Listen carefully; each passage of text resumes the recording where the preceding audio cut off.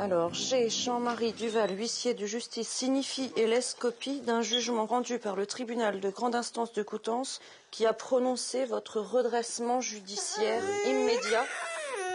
Ça signifie quoi en fait, ça en fait C'est que maintenant il y a un administrateur qui va s'occuper de vous, c'est ça Nicolas? Oui, tout à fait. Il va vérifier la viabilité de l'exploitation sur 6 mois ou 12 mois. Et à l'issue de cette période, soit il y a ce qu'on appelle un plan de redressement, donc un étalement de la dette sur 15 ans, soit la mise en liquidation judiciaire de l'exploitation, c'est-à-dire la vente de tous les biens propres à l'exploitation. Mais enfin, quand on reçoit une lettre comme ça et qu'on doit aller au boulot... ça me donne un peu plus envie de me battre qu'avant quand même. Ça te donne envie quand même de te battre, quoi. Oui, parce qu'au jour d'aujourd'hui, les fournisseurs à qui je donne l'argent ne peuvent plus m'attaquer ni me mettre la pression en disant, en téléphonant 20 fois par jour, faut payer, maintenant ils ne peuvent plus. Quand vous avez le téléphone qui sonne tous les quarts d'heure pour des fournisseurs qui réclament leur argent, et vous allez à la banque, on vous interdit de checker, le moindre argent qui tombe sur le compte bancaire, la banque se sert, faut le vivre. J'ai pété les plombs, c'est à partir de là où... Raconte-moi ça. C'est envie de plus rien, quoi. Plus envie de bosser. La première fois qu'on s'est rencontrés, tu m'as parlé de mauvaises pensées qui t'avaient traversé. Oui, une fois. Et ça... dire que quand on pense à ça, c'est la solution de facilité. La solution quoi Le suicide, c'est dire on s'en va et puis on laisse tous les problèmes de côté, quoi. C'est un grave problème dans la profession agricole, notamment. Il faut savoir que c'est une des premières causes de mortalité chez les agriculteurs, c'est le suicide. Si Nicolas a su trouver en lui les ressources pour échapper à l'envie de suicide qui le taraudait, la dépression s'est installée au cœur du foyer. En décembre dernier, Nicolas n'a plus goût à rien et n'arrive plus à se lever le matin. Ce qui va mettre en péril la santé de son exploitation. Et c'est finalement grâce à son médecin généraliste qu'il va en prendre conscience. J'avais été voir mon médecin traitant dans un premier temps parce que j'arrivais plus à me lever, j'avais plus de force, j'avais plus rien. Donc c'est lui qui m'a mis sous son antidépresseur dans un premier temps et qui m'a dit, il m'a posé tout un tas de questions, il a essayé de discuter, c'est lui qui m'a dit faudrait que tu ailles voir un psychologue qui suit le traitement antidépresseur et qui suit l'évolution mentale de la personne, quoi. C'est un message un peu pour les autres. Faut surtout pas que les autres agriculteurs restent enfermés chez eux ou seuls avec leurs problèmes. Il existe des associations, faut se faire aider le plus vite possible. Dans les propos de Nicolas, je n'entends plus que de la résignation. Comme chez tous ces jeunes agriculteurs partis la tête remplie de rêves et habités d'une passion sans limite pour leur métier, et qui les uns après les autres plongent malgré eux dans ce naufrage collectif.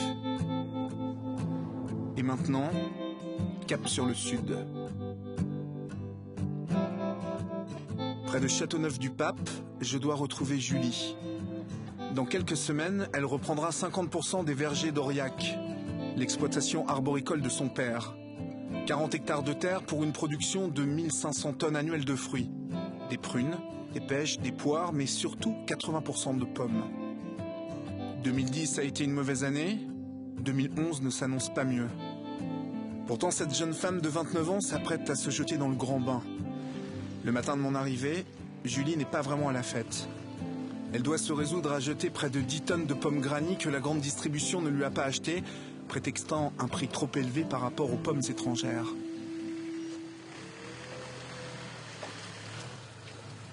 Cette pomme-là, oui. Elle est mangeable. Bien sûr qu'elle est mangeable. Complètement. Complètement. C'est de la granny. Elle est mangeable. Savourier. On jette la pomme alors qu'il y a des gens qui crèvent de faim. Moi, ça me fend le cœur. Moi, je comprends pas. On se crève l'âme toute l'année pour faire un bon produit. C'est toute une année de travail, de février, de la taille à la récolte. C'est du boulot pour obtenir un beau fruit, quoi. Et voilà ce qu'il en devient. On le jette. Voilà, c'est un manque de respect. Tu vois, on en prend quand même sur notre fierté parce que c'est dévalorisant, quoi. Tu vois, de ne pas respecter notre travail parce que... Pourquoi? Je comprends pas. J'ai beaucoup souffert l'année dernière, franchement. Ouais. Franchement. Ouais, voilà, ça doit être super dur à encaisser. Ah ouais, non, mais c'est clair. Super dur à encaisser d'être passionné. Ah ouais, comme surtout tu que moi, l'es, je mets mes tripes et... Pour que ça se retrouve là-dedans. Ouais, voilà. Comment tu as réussi à t'imposer dans un milieu d'hommes? Parce que des fois, en fait, il y a plus de 40 garçons. Tu es à la tête de plus de 40, 50. Non, mais tout à fait. J'ai commencé, il n'y avait que des hommes. J'étais la seule nana. Alors, on me regardait, mais qu'est-ce que c'est cette fille? Donc, je leur ai expliqué. On a discuté du boulot. Donc, ils ont de suite vu que j'étais dedans, que j'étais impliquée, passionnée, que je m'intéressais. Et puis, tu fais 2 fois plus le boulot que les autres parce que tu veux montrer que tu es capable, que c'est pas parce que tu es une fille que tu fais moins bien. Au contraire, quoi. Et je suis fière, franchement, je suis fière de mon taf. Je suis fière de ce que je fais. Et voilà, ouais.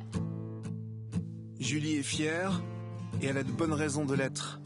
Le domaine d'Aurillac pratique une agriculture raisonnée, c'est-à-dire une agriculture respectueuse de l'environnement et de la santé des consommateurs. Ce jour-là, comme chaque semaine, elle va inspecter ses plantations avec Louis, son père, et un ingénieur agronome. C'est moi, tu peux. Ouais.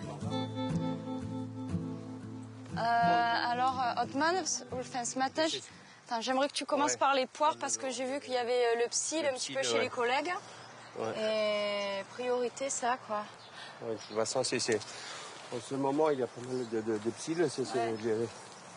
On voit des œufs, on voit là, il y a un adulte déjà. Là. De toute façon, ouais. Même là, les œufs. Ouais. On voit ça commence les œufs. Il y a des œufs blanches et des œufs orangés sur cette feuille. Ouais. On voit pas encore les larves. On voit que les œufs, pour le moment, c'est... J'interviens. Que à partir de 10% d'occupation des larves sur feuilles. D'accord. Pour le moment, on voit que les œufs, il n'y a pas de larves. Tu dois attendre encore. Non, mais on attend, ouais. On a bien 10-15 jours de retard, c'est énorme. On va rattraper le retard selon le... on verra. Pour le moment, c'est... Non, pour le moment, non. Ce qui est perdu, est perdu. Mais par exemple, dans un poire et pomme, on peut le rattraper, ça. Hein. Ah oui, c'est... Voilà. Mais en tout cas, la charge, elle est régulière. C'est régulier, ouais. Une passion, un travail où Julie a dû tout apprendre. D'ailleurs, elle n'hésite pas à mettre les mains dans le cambouis lorsque c'est nécessaire. Là, qu'est-ce que tu sors le filtre? Ouais. Non.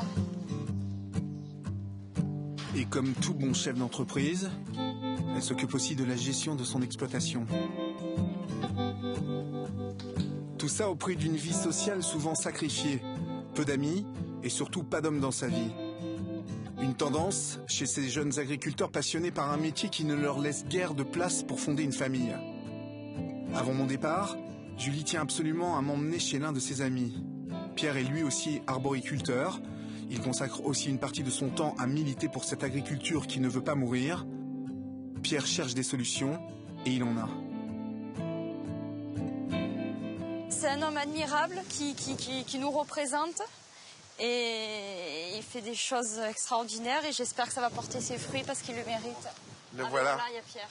Tu vas bien? Coucou, ça va et toi? Bonjour Pierre. Ça va?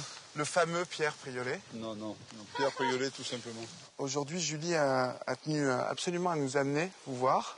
Elle est trop gentille. Ce qui vous pousse, en fait, est-ce que c'est réellement ce qui vous arrive à vous ou ce que vous voyez tout autour? Non. Ce qui me pousse, c'est ma belle-sœur qui pleure. C'est Julie qui se pose des questions. C'est tous ces jeunes qui ont des terres et pas de parents derrière pour assurer le lendemain. Les emprunts qui oppressent les gens. Quand on a la chance que j'ai d'être en fin de vie